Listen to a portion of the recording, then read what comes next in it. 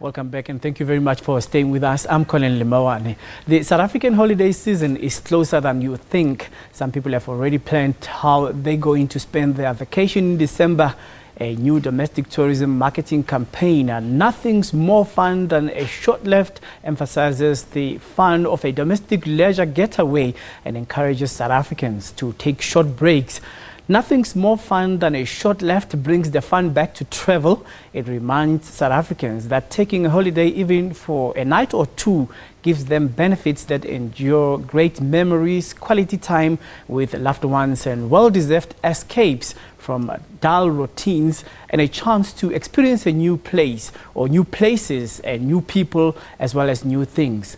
But is the South African tourism industry ready to host a flurry of tourists?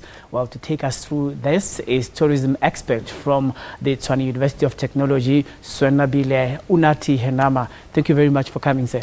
Good up. Well, firstly, the announcement of the relaxation of the visa requirements couldn't have come at a better time during this time. Yes, the announcement is highly welcome that the visa regulations would be changed, but we are still awaiting the gazetting of those proposed changes.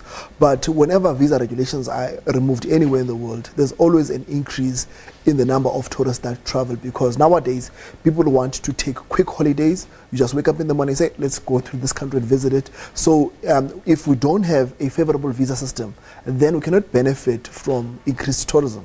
When December time comes, that's when we think about tourism, but actually tourists visit any time of the year depending on how they have scheduled their visits to this country. How do you think these visa regulations have impacted the country? That's because the visa regulations were announced very late in the year, and by March, February, people have already decided which country they want to go to.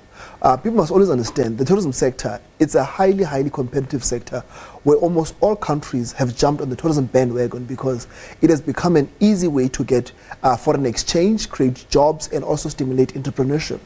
So when you look at how the country has been impacted in as far as the numbers are concerned, when we take a look at some of the statistics, especially tracking back a number of years before 2017, like in 2016, tourist arrival figures went up by 14.8% compared to the same period in 2015.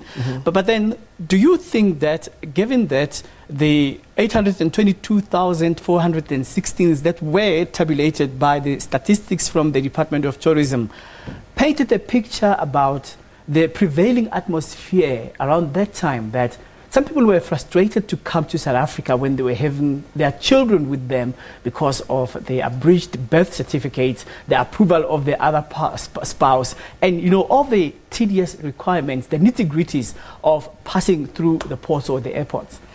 You'd rather say, instead of me having all of these troubles, let me rather go to another destination. Let me rather go to Kenya. Let me rather go to another destination close by, because we must make it easy for people to come to South Africa. We must always understand we have a geographical disadvantage. We are at the southern tip of Africa, far away from the major source markets, and it takes long for people to fly to South Africa. So we must always try and make it easy, and most importantly, there must be service excellence in how we treat the people when they arrive at the airports, and we must also be patriotic South Africans and when we engage with these people when they visit our beautiful country. So when you assess the trend, and taking a look at the second slide, that will also tell us about the numbers that were coming from Statistics South Africa, that in 2016 compared to 2015, there was an increase of 131,000 rand. Sorry, not 131,000 rand, but that are tourism. Yes. I seem to be money-minded now. Yeah. So if we had such an increase, 7.2% in 2017, are these numbers speaking to what South Africa requires in terms of quantified numbers to sustain a tourism industry? The numbers would obviously equate to, at a total, 10 million visitors that came to the country. But what we must look at is the 7.2. The year before it was 14.8. So when the visa regulations were implemented, there's been a gradual decline. And even our competitors on the World Economic Forum report on travel, we were number 53 in 2015. Right now we're number 63. So it means that we're declining. So instead of us increasing the number of arrivals we have, which is now stuck at 10 million, we're not increasing that. So it's a major issue of concern that government right now is speaking about 5 and 5, attracting 5 million more tourists for the next 5 years. That might not be achieved. Which is what I want to ask you when you take a look at the last slide. What I want to find out from you is, as we're talking these numbers, are we likely to talk increased significant numbers in 2019? I don't think it will be above 3%. I don't believe it will be above 3%. To make it even worse, we are more dependent on international tourism because domestic tourism has been following the economy. It's been declining because of the tough economic conditions that we find ourselves, the increase in petrol price, higher levels of retrenchments, people who do not have money. So we're dependent now more on international tourists to drive our tourism sector.